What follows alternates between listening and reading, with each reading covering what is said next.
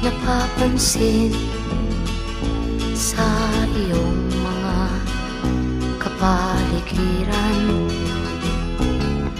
Kay dumi na ng hangin, pati na ang mga ilog natin.